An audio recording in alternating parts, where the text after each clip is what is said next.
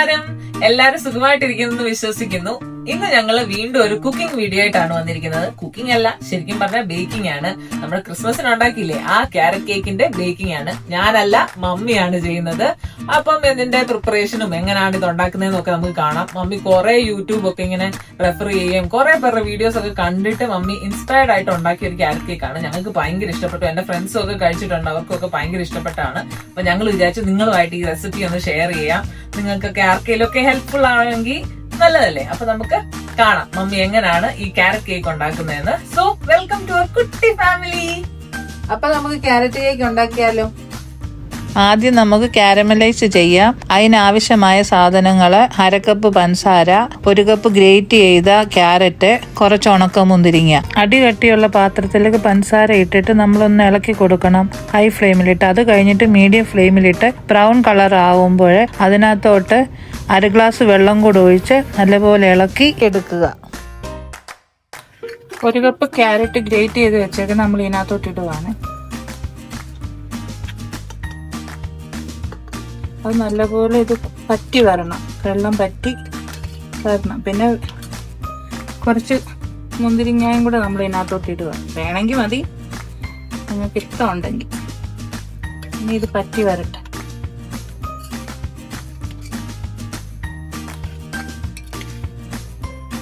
Caramelise ചെയ്ത് ഇതിപ്പം പറ്റി തുടങ്ങി, വെള്ളം എല്ലാം പറ്റി തുടങ്ങി.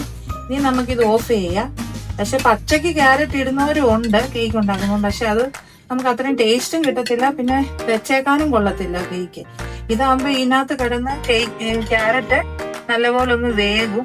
പിന്നെ ആ വെള്ളം പറ്റിയെല്ലാം വെന്ത് വരുന്നോണ്ട് അതിനൊരു പ്രത്യേക ടേസ്റ്റും ഉണ്ട്. അതുകൊണ്ട് ഇങ്ങനെ ചെയ്യുന്ന ഒന്നുകൂടെ നല്ലത്. അല്ലാതെ വേണമെങ്കിൽ എളുപ്പം ഇപ്പൊ ഒരു ദിവസം വെച്ചിട്ട് കഴിക്കേണ്ടെങ്കിൽ നമുക്ക് പച്ച ക്യാരറ്റ് ഒക്കെ ചേർത്ത് ഉണ്ടാക്കാം. ഇതിപ്പം പറ്റി ഞാൻ ഓഫ് ചെയ്യാൻ പോവാണ്. ഓഫ് ചെയ്ത് മാറ്റി വെക്കാം. എന്നിട്ട് ബാക്കി നമുക്ക് ഇതിന്റെ ബാക്കി സാധനങ്ങളൊക്കെ നമുക്ക് എടുത്തുകൊണ്ട് വരാം. ഇനി നമുക്ക് 1 കപ്പ് പഞ്ചസാര മിക്സിയുടെ ജാറിലോട്ട് ഇടാം. എന്നിട്ട് അതിനെ പൊടിക്കണം. അപ്പൊ അതിനകത്ത് നമുക്ക് ഒരു 3 ഗ്രാമ്പു ഇട്ടു, ഒരു ശകലം ജാതിപത്രി ഇട്ടു. വേണമെങ്കിൽ ഇച്ചിരി കറുവാപ്പട്ട, എല്ലാവർക്കും അതിന്റെ ടേസ്റ്റ് ഇഷ്ടപ്പെടണമെന്നില്ല, എന്നാലും ഒരു ശകലം കറുവാപ്പട്ടയും കൂടെ ചേർക്കാം. എന്നിട്ട് നമുക്കത് പൊടിച്ചുകൊണ്ട് വരാം. പൊടിച്ചു വെച്ചു. ഇതിനി ഇവിടെ ഇരിക്കട്ടെ. 1 കപ്പ് മൈദ 250 ml കപ്പില് 1 കപ്പ് മൈദ പിന്നെ നമുക്കിടാം.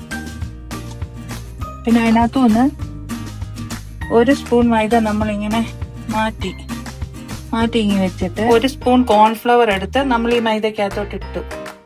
1 ടീസ്പൂൺ ബേക്കിംഗ് പൗഡർ ഇതിനകത്തോട്ടിട്ടു. 1/4 teaspoon baking soda, 1/4 teaspoon baking soda കൂടെ ചേർത്ത് ഇനി അതിനെ നമുക്ക് ഒന്ന് അരിച്ചങ്ങോട്ട് മാറ്റി വെക്കാം.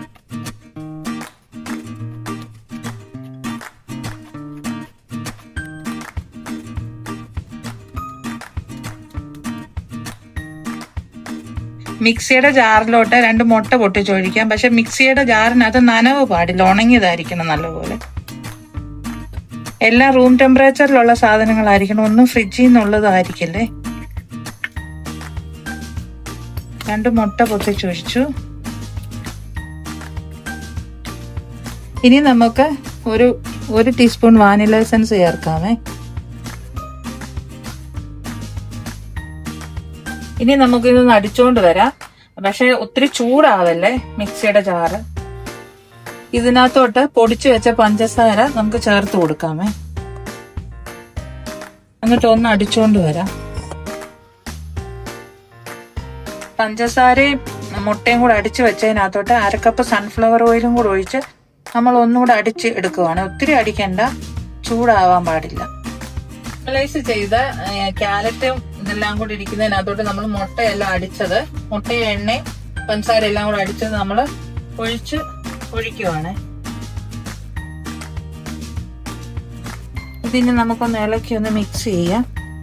എന്നിട്ട് അതിനകത്തോട്ട് നമ്മൾ ഡ്രൈ ഇൻഗ്രീഡിയൻസ് എടുത്ത് വെച്ചിട്ടില്ലേ, മൈദയും ബേക്കിംഗ് പൗഡറും ബേക്കിംഗ് സോഡയും, അതെല്ലാം കുറേശ്ശെ ഒന്ന് ഇട്ട് കൊടുക്കണം.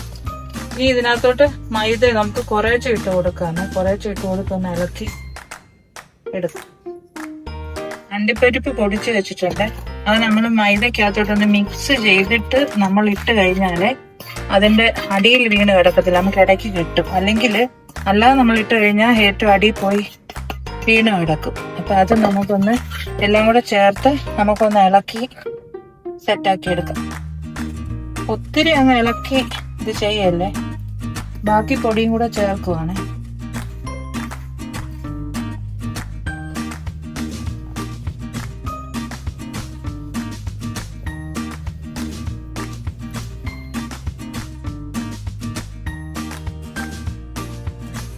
നമ്മൾ ട്രേക്കകത്ത് ഓയിൽ തേച്ചു. അത് കഴിഞ്ഞിട്ട് നമ്മൾ ഒരു ഓയിൽ പേപ്പർ ബേക്ക് ചെയ്യാൻ വേണ്ടി ട്രേ എന്ന് വെച്ചാൽ നമുക്ക് ഇളകി വരാൻ. ഇതില്ലെങ്കിൽ ഇച്ചിരി മൈദ ഇട്ടിട്ടൊന്ന് കൊട്ടി കൊടുത്താൽ മതി പാത്രത്തിനകത്ത്. പിന്നെ നമ്മൾ ഒന്നും കൂടെ ചെറുതായിട്ടൊന്ന് ഓയിൽ ഇത് ചെയ്യണം, ഇളകി വരാൻ എളുപ്പം ഇളകി വരും. നമുക്കിനി ഇത് ബേക്ക് ചെയ്യാൻ വേണ്ടി ട്രേയിലോട്ട് ഒഴിച്ചു കൊടുക്കാം. നമ്മളോട് ഇങ്ങനെ ടാപ്പ് ചെയ്യണം. ഇതിനകത്ത് എയർ ബബിൾസ് എല്ലാം ഞങ്ങൾ ഇന്ന് എയർ ഫ്രയറിലാണ് കേക്ക് ബേക്ക് ചെയ്യുന്നത്.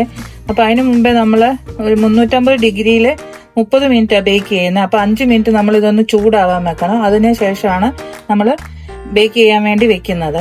നമുക്കിനി ഇത് എയർ ഫ്രയറിനകത്തോട്ട് വെക്കാമേ ബേക്ക് ചെയ്യാൻ വേണ്ടി.